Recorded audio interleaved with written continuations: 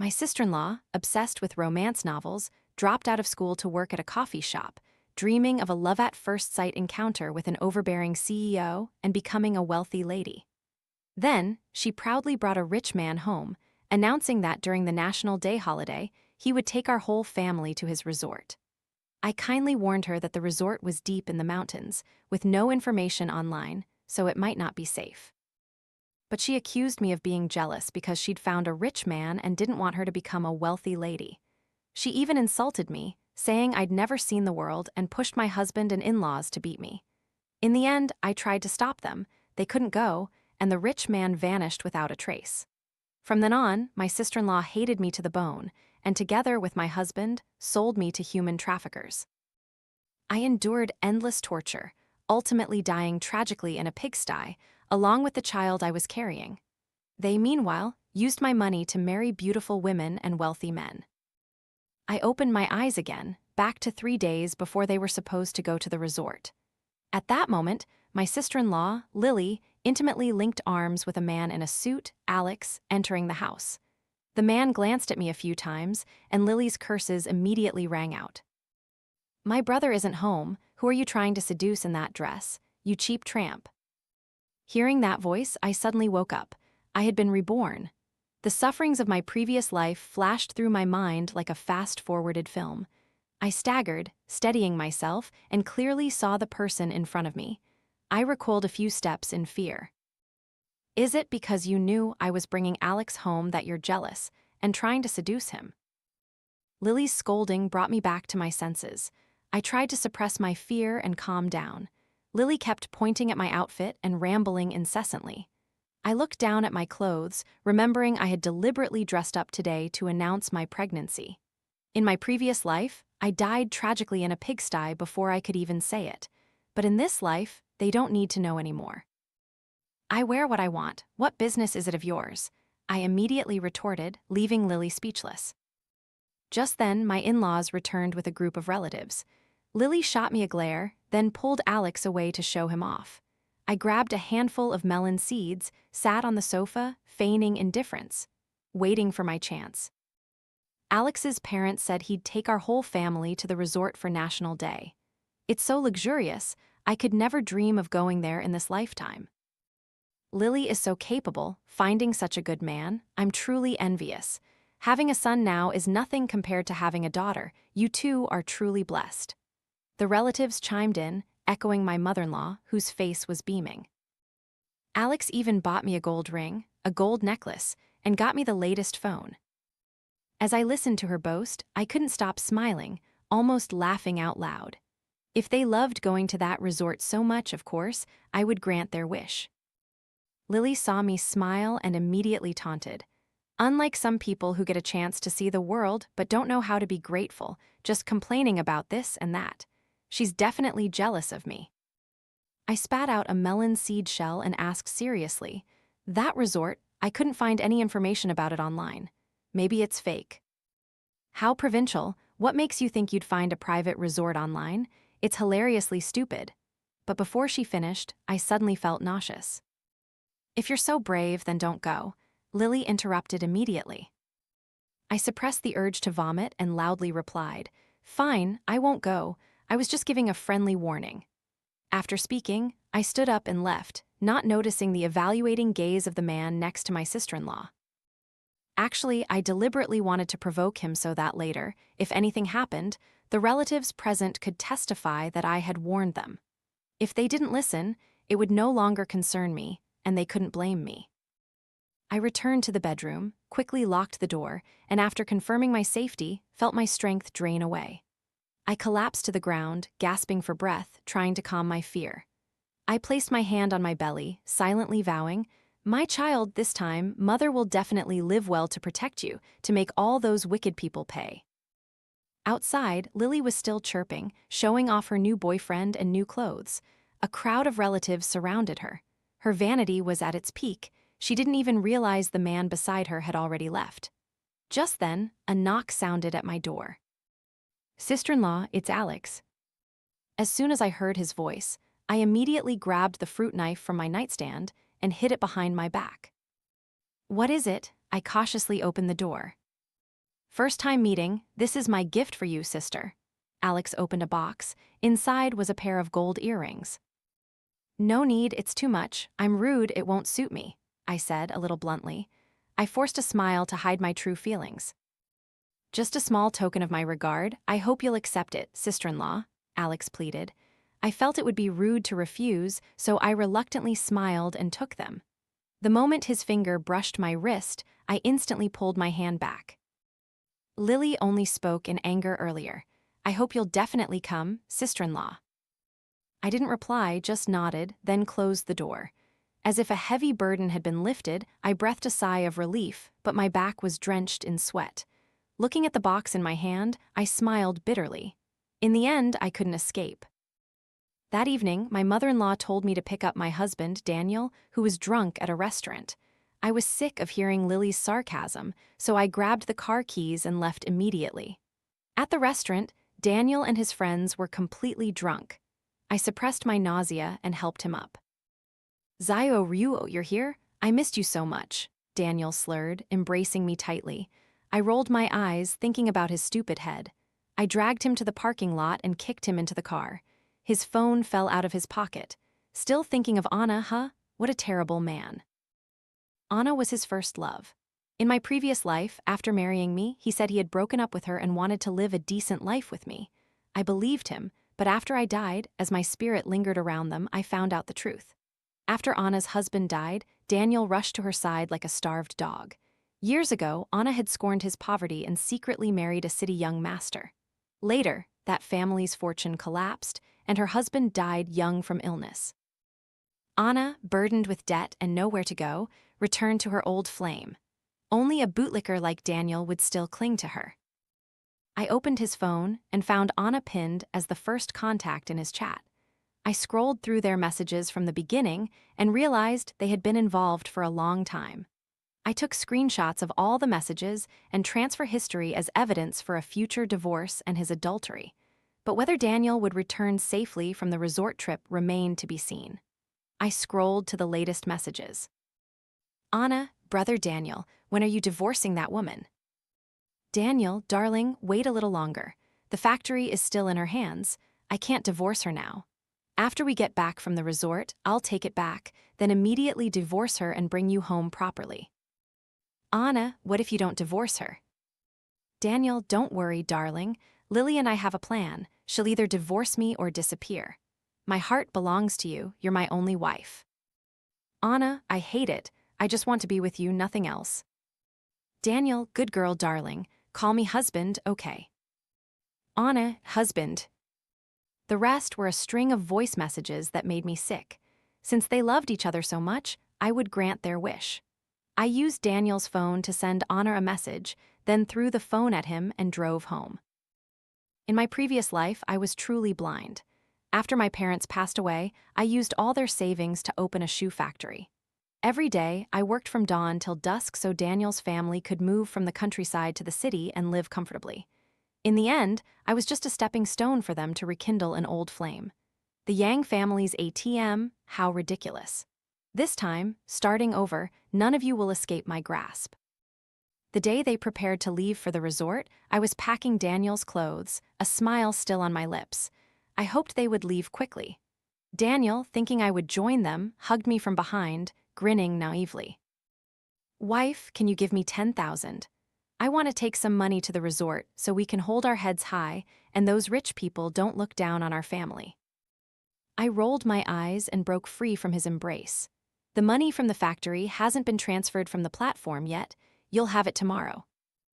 That's wonderful, wife, I love you. Daniel, excited, tried to hug me, but I quickly turned away, dodging him. Your things are all packed. Let me take them to the car first. I dragged the suitcase out of the room. Daniel, having missed his hug, could only wave helplessly. Down in the living room, Lily and my mother-in-law were engrossed in showing off their gold jewelry. Lily saw me with the suitcase and immediately sneered. Didn't you say you weren't going? Why do you want to go now? What a shameless person. It's true I didn't intend to go at first, but Alex invited me too many times, so I had no choice, I said. I smoothed my hair, revealing the gold earrings like a fatal stab. There are many ways to hurt someone, but this way is the most lethal. You shameless tramp, daring to seduce my man, I'll tear you apart. Lily furiously jumped up and lunged at me. Lily, let's go, Alex said. Lily immediately stopped and ran to Alex, pouting. Alex, I don't want her to come. She triumphantly pointed at me, expecting to be indulged, but Alex immediately gave her a cold look. Lily instantly shut up. The car's here, let's go. Alex took the suitcase from my hand and smiled, inviting me into the car. I glanced at Lily, raising an eyebrow with a slight smile. Lily stomped her feet in anger, cursed, then got into the car.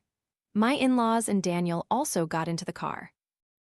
Madam Director, something's happened at the factory. Old Man Lee, the security guard, ran over panting. What is it? I asked, feigning concern. The factory's on fire, and workers are trapped inside. Everyone's waiting for you, madam. What? I frantically jumped out of the car. Husband, I can't go. The factory has a problem. Daniel hadn't even reacted yet. Sister-in-law, maybe we should wait for you. Alex frowned. No need, you all go ahead. Alex was about to say something else when Lily started sneering again. Wait for what? If she's not blessed enough to go on holiday, then don't bother others. She really doesn't deserve to sit in this kind of BMW. Alex glanced at my earrings and my belly, saying nothing more. Daniel remained indifferent in the car, only calling out as I was about to leave. Wife, don't forget to transfer the money. I know. I hurriedly pulled Old Man Lee away. Under my watchful eyes, the car left the residential area. I turned to Old Man Lee. Thank you for playing this role with me, Uncle. I'll give you a raise this month. Thank you, Madam Director. I looked into the distance, a cold smile playing on my lips. Daniel, the gift I gave you, you've seen it, haven't you? Just outside the residential area gate, Daniel saw Anna's car stop, and he joyfully jumped out. Little Anna, why are you here? Didn't I tell you I'd take you to the resort? Anna shyly lowered her head. Daniel looked at his phone in surprise. He clearly hadn't sent any message.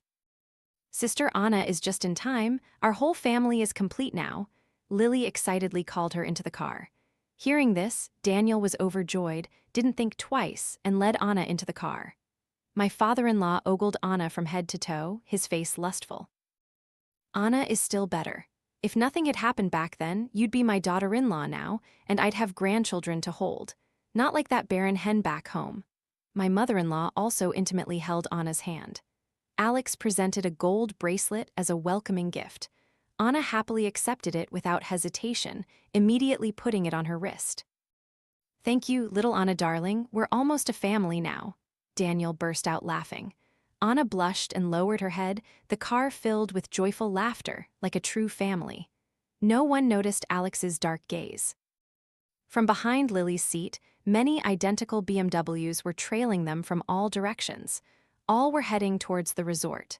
There's a project that's gone awry and needs to be handled, Alex said indifferently, hanging up the phone. What's wrong, Alex? Lily asked curiously, leaning over. It's nothing. A project encountered a problem. I've sent people to deal with it. My husband is the best. You'll definitely get that project back. Lily giggled flatteringly. Alex nodded, his face full of confidence. But the project he was talking about was me. If I didn't go to the resort, after a period of being unable to contact Daniel's family, I would definitely report them to the police. Once reported, things would get complicated, and they could even be traced. The risk was too great. They wouldn't let anyone who knew their secret escape. Not to mention, Alex must have realized I was pregnant.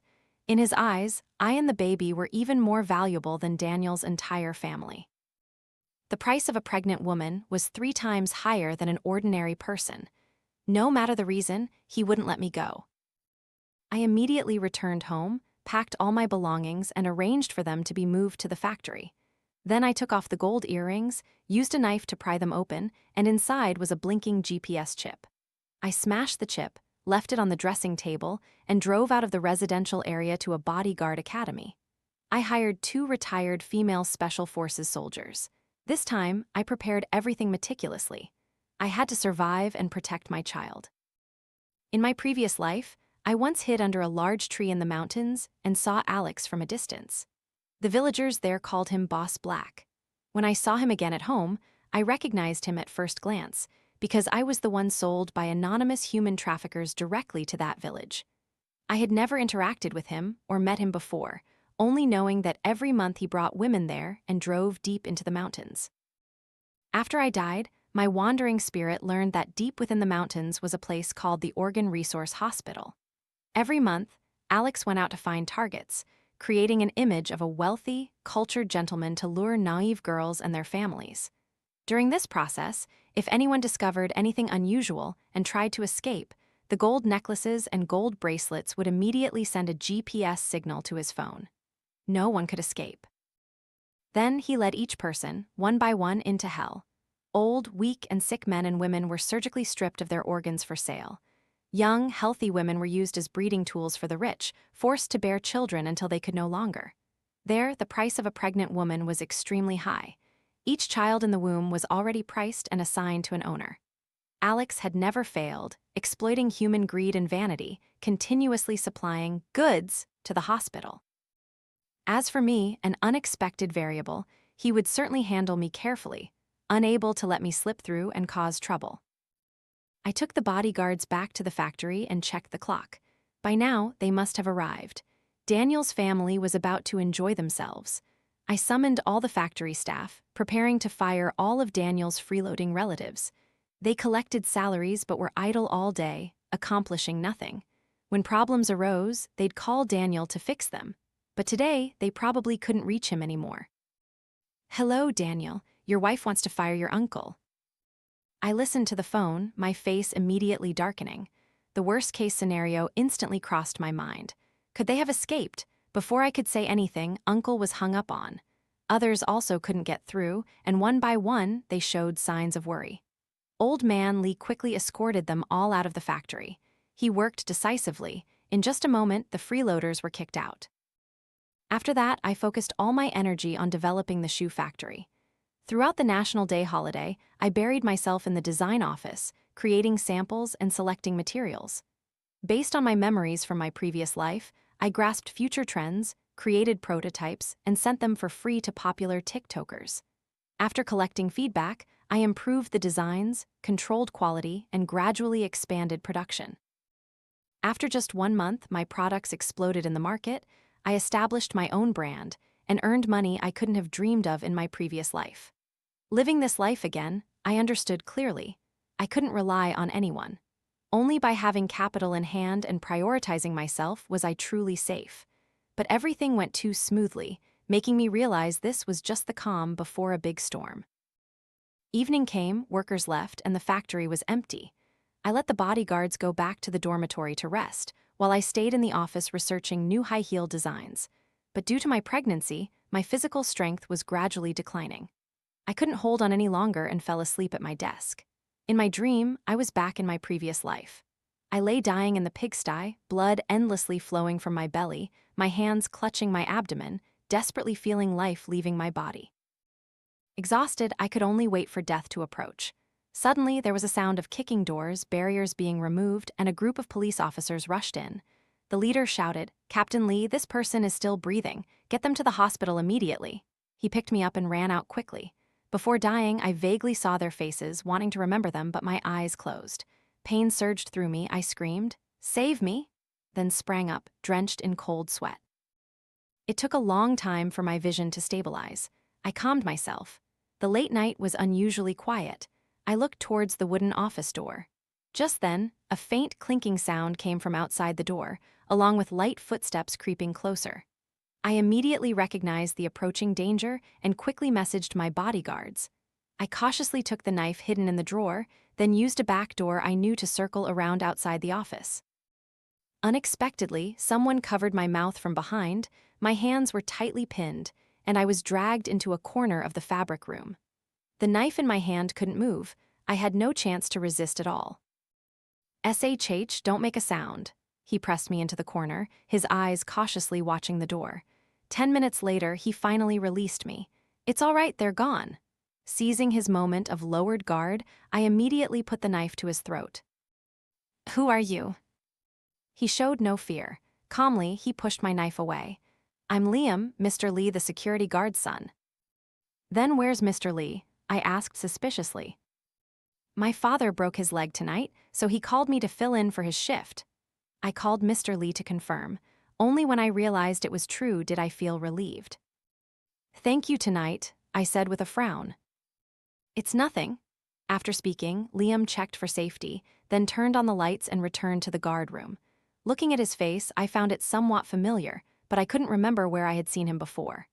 Afterwards, I returned to my office, opened my computer, and pulled up the surveillance camera footage, discovering two figures in black sneaking into the office.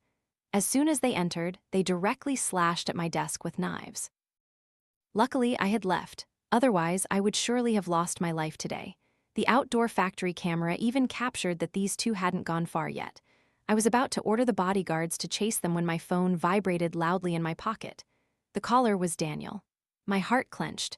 Just as I was about to answer, it hung up. At the same time, Liam in the guard room also hung up his phone, his gaze turning dark as he looked towards the office. On the monitor in the guard room, the camera was zooming in on my image. I stared coldly at the computer screen, a faint smile on my lips. It's time, things are finally starting to move. The next day, I immediately went to the police station to report a case. My husband is missing, and my in-laws and sister-in-law are also unreachable. I sat in the police station, tears streaming down my face. Two young police officers questioned me about Daniel's entire disappearance. I answered truthfully. At first, I thought they were just on holiday and couldn't be reached due to no signal. But now they're unreachable by any means. I'm truly afraid. Officer, please help me. You must find my husband and my family. After I finished speaking through tears, the two young officers allowed me to leave. As I left, I carefully observed their expressions, vaguely sensing an answer in my heart. Because the disappearance time had exceeded 24 hours, the police immediately launched an investigation. I walked out of the police station, got into my car, wiped away my tears, and my face returned to its cold, emotionless state. Not long after my car left, Liam also emerged from the station, holding a picture of me. His gaze was as sharp as a knife, as if wanting to penetrate all my actions and secrets. Back at the factory, I worked as usual. That evening, I went alone and knocked on the security guard's resting room door. Liam showed no surprise upon seeing me, as if he had known I would come. "Hello, Mr. Liam," I said politely, extending my hand. He paused slightly, then smiled and shook my hand back. "Hello, miss." Stepping out of the guard room, I left the factory, walking home alone. Due to tension, my hands trembled slightly, and my palms were drenched in sweat, making me even more uneasy. Whack! Before I could react, a club struck me directly on the head. Dazed, I saw that the assailant was Liam. Just a second later, I couldn't resist any longer and fainted on the spot. Behind him, two large men appeared and dragged me into a car. "Brother Zhang, you did a great job this time. Don't forget our reward, okay?" "Don't worry, everyone will get their share," Liam laughed. "Last time we couldn't catch this woman at the factory. This time we'll torture her to her heart's content. She thought hiring bodyguards was smart, but she still got caught by us. Women are still just trash." As one man finished speaking, he kicked me twice hard in the back. I was in pain but tried to endure it for the rest of the journey.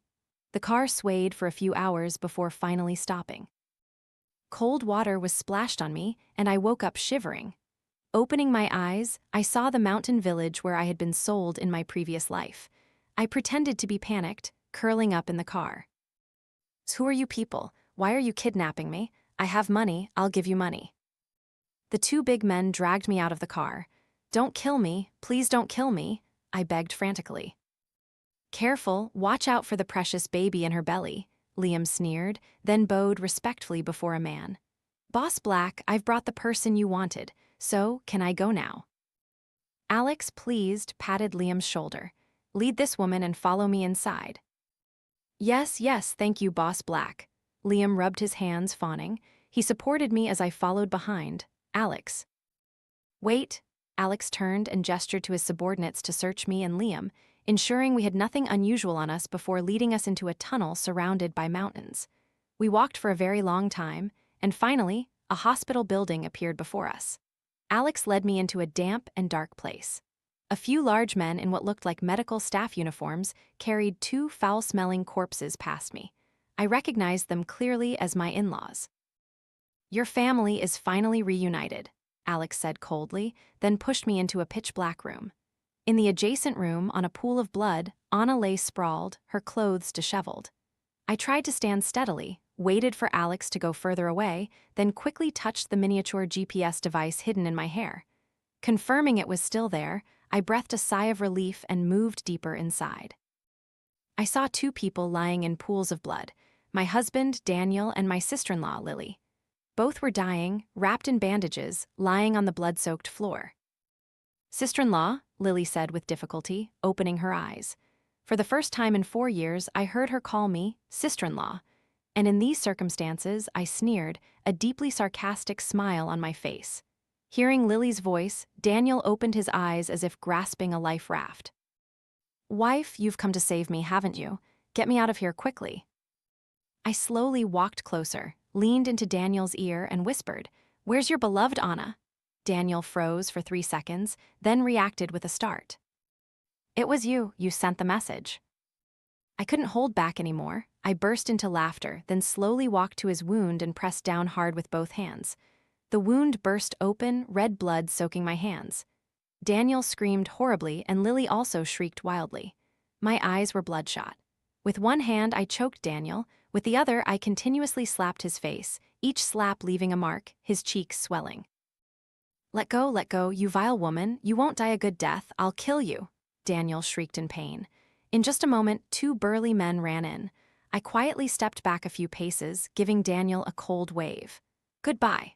Without a word, the 2 men plunged syringes directly into Daniel's body, then carried him away. My sister-in-law was struck silent with fear. Only after they left did she start muttering curses. "Save your strength," I said coldly, staring at her wound, trying to suppress my uncontrolled emotions. "You cheap tramp, you won't escape either. If I die, I'll drag you with me," Lily snarled. "Oh, really?" I couldn't hold back anymore. I thought of all the torture in my previous life that she had caused. I lost control. I grabbed her hair and slammed her head against the wall. Thump, thump, thump. Blood began to run down the wall to the floor. I had no intention of stopping. I truly wanted to kill her with my own hands. I was wrong. Please spare me," she begged pitifully, collapsing to the ground. Just as I had once begged them in the pigsty, but back then, they didn't even bother to glance at me. The result was 2 lives dying in a pigsty. "Now you know you were wrong? It's too late. It was your dream of becoming a wealthy lady that killed 2 lives. The baby was so young, that very dream also killed your entire family. This is all karma." "It wasn't me. I wasn't wrong," Lily mumbled, quickly losing strength, flailing a few times, then passed out. I released her, slumped against the wall, both hands clutching my belly. After calming down, I tensely listened to every sound outside, hoping for the police to come and rescue me. From night till morning, it was completely silent outside. My body was exhausted, cold sweat streaming down my face. By the second night, I couldn't hold on any longer and faded into unconsciousness. I don't know how long after, I felt someone pick up my body, but my eyelids were too heavy to open. My consciousness told me, I'm saved. When I opened my eyes again, it was 2 days later. "You're awake." It took me a few seconds to react, realizing I was in a hospital. The one who spoke was Liam. "You're saved." Liam was the first to speak. I closed my eyes and took a deep breath. "Your husband and in-law's bodies are all at the morgue. Sign here," Liam said, placing a stack of documents by my bed. I slowly opened my eyes, glanced at the death certificates, and only then truly felt that I had survived. Suddenly remembering something, I hastily clutched my belly. "Your child is still there. The doctor said you're 4 months along and the baby is very healthy." Hearing Liam's words, I finally felt truly at ease. This time, my child and I both survived. Not long after, 2 young police officers entered the hospital room. I recognized them as the 2 who had saved me from the pigsty in my previous life. They whispered a few words to Liam's ear and then prepared to leave. Thank you both very much," I said sincerely, looking at them. "Thank you for saving me in my previous life as well as this one." They smiled, nodded, and left. Your sister-in-law wants to see you, Liam said in a calm voice. I stood up and followed Liam to the door of my sister-in-law's hospital room. Her face was pale, lifeless. Her entire body was covered in IV tubes. As I approached, she saw me and with all her strength pulled off her oxygen mask. I won't accept this, I'm not wrong. Tears streamed from her eyes. I stood silently beside her without expression, without action, without pity or sympathy. Because in both this life and the last, she had always tried to harm me, collaborating with Daniel to seize the factory and steal all my money. Suddenly, she burst into laughter as if remembering something horrific. Haha, everyone's dead. He won't spare you. You're his target, you can't escape. Haha, you'll come to join me soon enough. Beep, beep, beep, the sound of the machine. My sister-in-law's heart stopped. Her eyes wide open, she died with them staring. I didn't fully understand her last words, but I knew clearly that even in death, she showed no remorse. She even regretted not dragging me to the resort with them in her previous life. For years, I had never understood why their entire family hated me so much. Was it because I bought a house without putting Daniel's name on it? Was it because the factory had no shares for him? Was it because I couldn't get pregnant? Was it because I had little education, only a middle school diploma, and wasn't worthy of his college degree? Was it because I wasn't beautiful or clever? I had considered every possibility. But even with all of them dead, I still had no answer. But now, I no longer cared about the thoughts or reasons of the dead. I signed all the death certificates decisively, then left the hospital with a sense of relief. A few days later, I drove to the outskirts. Why do you hate them so much? Liam asked, lighting a cigarette. I thought of the camera footage I had watched the other day, looked up, trying not to let tears fall. My parents were killed by Daniel's parents. They tampered with my parents' car, sending it plunging into the sea. The car was never found, and my parents' bodies were only recovered a week later. The official conclusion was an accidental death, and I believed it back then. Only now do I know the truth, but it's too late. I shook my head, a bitter smile on my face.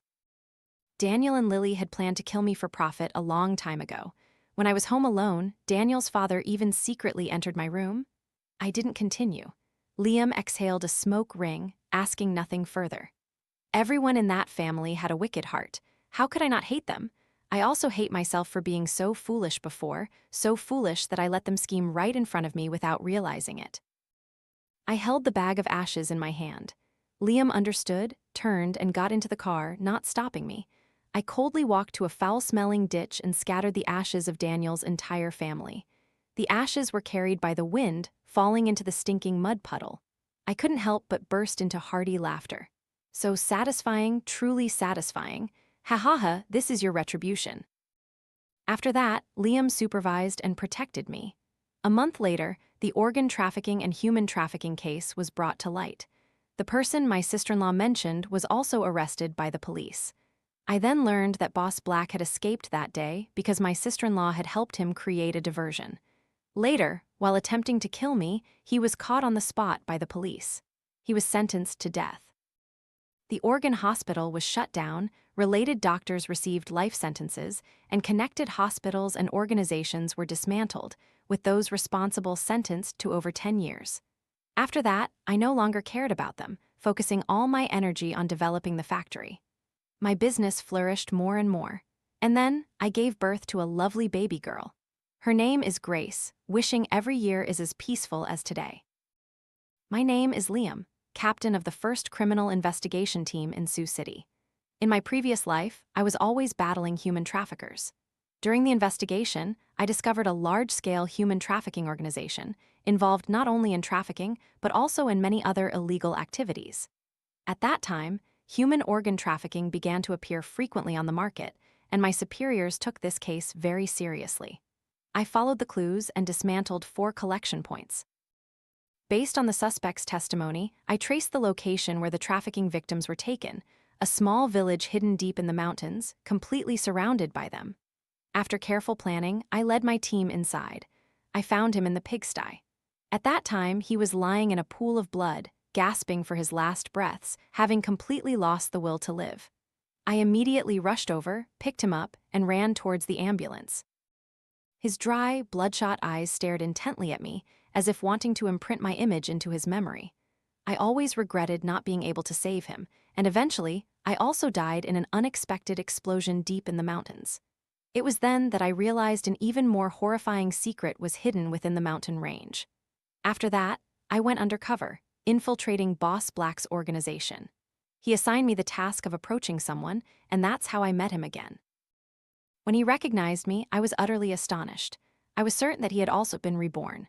This time, he bravely cooperated with the police, helping us quickly pinpoint the location and bring the secrets hidden deep in the mountains to light. When I saw him lying on the ground once more, I panicked for a split second, fearing that the tragedy of the previous life would repeat itself. I quickly embraced him and rushed towards the ambulance. But this time, I saved his life. We both survived.